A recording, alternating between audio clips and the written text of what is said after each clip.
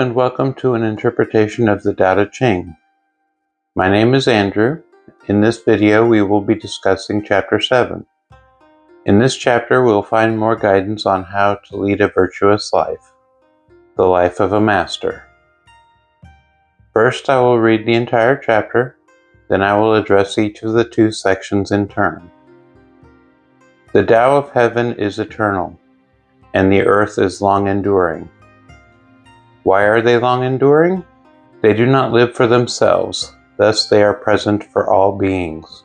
The Master puts herself last, and finds herself in the place of authority. She detaches herself from all things, therefore she is united with all things. She gives no thought to self, she is perfectly fulfilled. An average length chapter, but it has a lot to say, especially about how to act. I think the main thrust of this chapter is that selflessness is the way to go. Let's look at the first section.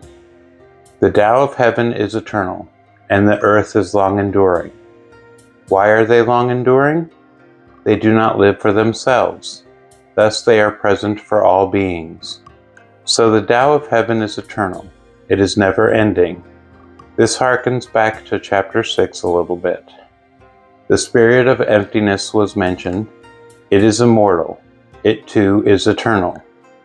The Tao of heaven is the spirit of emptiness that Chapter 6 was referring to. It is the unlimited, never-ending source of heaven and earth.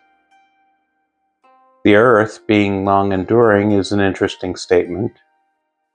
It shows that the author knew that the earth would not last forever. Though it is long-enduring, it is not eternal. I think this is because it is of the physical realm. Things in the physical realm may be destroyed. They do not last forever. This includes the earth. The author does not dwell on this, however. They just ask the simple question, why? Why are they long-enduring? It is like they accept that the earth will end one day, though not in the near future, and move on. They endure for a long time because they do not live for themselves. They are selfless. They give without asking anything in return. They give until the end. All things return to the earth and heaven. That is the natural course of things. Our bodies die and return to the earth. Our spirits return to heaven. We return to the source of all things. As Chapter 3 states, everything falls into place. This concept of returning to the source, the Tao, will be revisited later in the book, so I'm getting a little ahead of myself here mentioning it. Because they do not live for themselves, they are present for all beings. All life has the earth as a source of abundance. They have heaven as a source of inspiration. They have the Tao if they choose to use it. Chapter 6 tells us that we can use it effortlessly. It is there for us to use. Though it is barely seen, it is always present, as Chapter 6 says. Let us look at the second section of the chapter. It gets into how the Master lives her life with the Tao as the example. The Master puts herself last and finds herself in a place of authority. She detaches herself from all things, therefore she is united with all things. She gives no thought to self, she is perfectly fulfilled.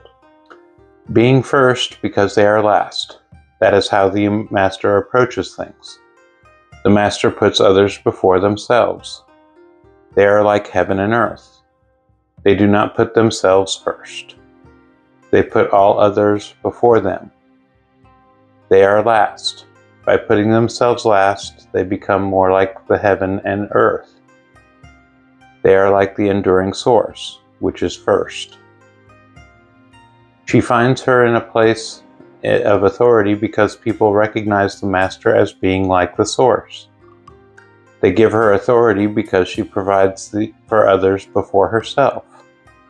This is part of being a master of the selfless. They are selfless, They do not seek positions of authority. The positions of authority are given freely. She does not want power. That would be a desire that would be against what was said in the first chapter.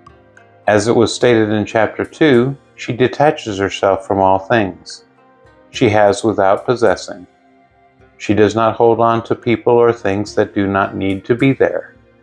This unites her with all things, because all things are just as much possessions as anything else. She does not possess, uniting herself with a few things. Rather, she does not possess and has access to all things. Heaven and earth are her source. This is because she gives no thought to self. She is the epitome of selflessness. She does not have desires that would corrupt her in a place of authority. They say power corrupts. This is not the case with the Master. They keep their self out of the equation. She is fulfilled because there are no desires that need to be filled. Therefore, she is always fulfilled. It is like expectations. If you have expectations, you can expect disappointment. This is not the case with the Master. Being selfless, being without desire, is fulfilling. If there is no expectation, there is no disappointment. If there is no desire, you have all that you need. Well, there we are with the 7th chapter. The takeaway is that being selfless is the way of heaven and earth. The Master practices this by putting other beings first.